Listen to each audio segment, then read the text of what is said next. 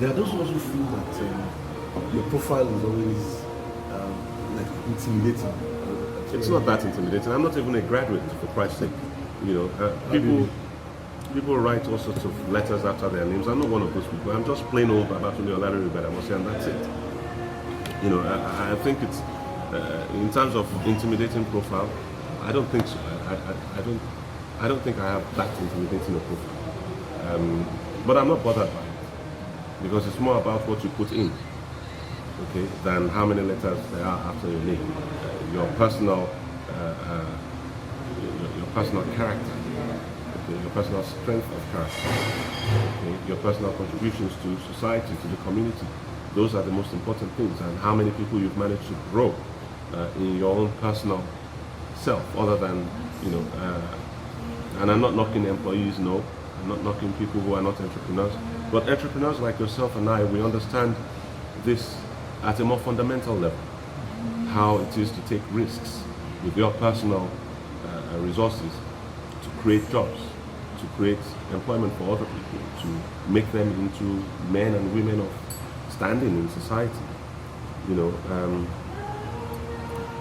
that's something that you can't actually quantify in terms of the sense of satisfaction that it gives to see people that, you know, you trained or you once employed, and you see them grow from employees into contractors, and, you know, start driving their own SUVs up and down, and, you know, buy their own houses or build their own houses. It's immensely fulfilling. I can't describe how it feels, you know, but that's what I love doing. That's what I like, and I really enjoy it. So if people say that intimidates them somewhat, well, what can I say? I guess it's also because they don't see you as somebody who fits into the profile of the typical politician, the one of the male politician. And I've always asked you how you cope with playing politics in Nigeria, the kind of person you are. No, I think what it is people have lost sight of what it is to really be a politician. Okay. Charlatans have taken over the political space. Okay. A lot of people that have no business in the public space have crowded into the public space, and they've redefined negatively what it is to be a politician. All right. In the days of my grandfather, a politician was somebody who wanted to serve, not somebody who wanted to enrich himself.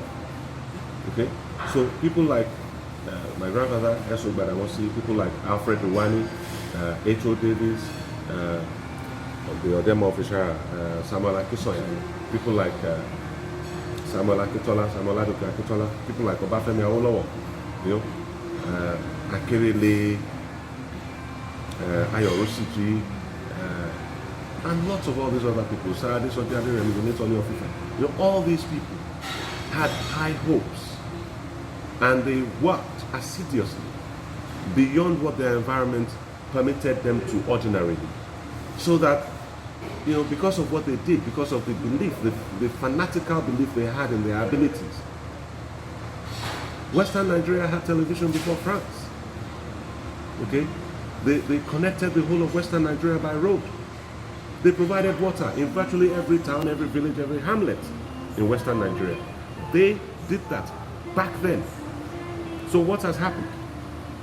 The dregs of society, the failures in class, the people that never went to school but arrogate the degrees and certificates to themselves, people who have no classmates, okay, have suddenly taken over the political space and redefined it according to their imagination. So what you see now is the minds of these people. What you see around you, this is the best they can imagine. So when you come to our space, the spaces that people like us occupy, you see what our minds can conceive. Do you understand what I'm saying? So when you come to, you know, my space, and you know where that is, you can see what I believe to be normal. Lagos is abnormal, mostly. And the only sane spaces that you can see are private estates. Many in the Lekki axis, a few on the mainland, okay? These are the only sane spaces in Lagos. And these are being done by private individuals with their own private money.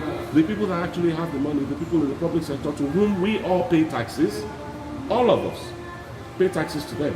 They're supposed to deliver services to us, but they do nothing. All they do is stuff the money in their pockets. And this is the truth. They may deny it all they like. They may say, oh, we're working according to the budget. But what budget? You know, how can you budget 5.8 billion naira per kilometer? How can somebody, a private sector person, come and tell you that I'm going to expand this route for 5.8 billion naira per kilometer?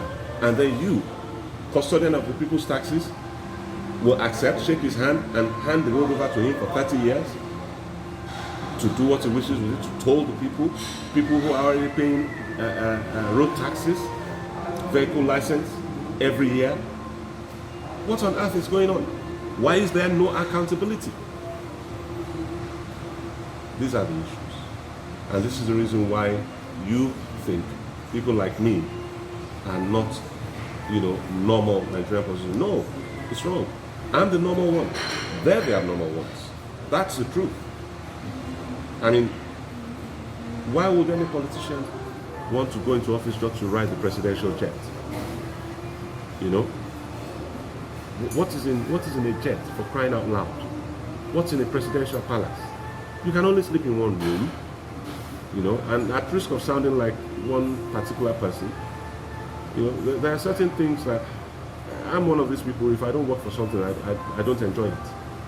I can't enjoy what I don't work for. Do you understand? The satisfaction that I get from consuming something that I've worked for is amazing compared to freeloading. I don't like freeloading. I don't believe in it. So when Jakonde chose to live, when Alhaji Lateef Jakonde chose to live in his own personal house while he was governor, I could relate with that.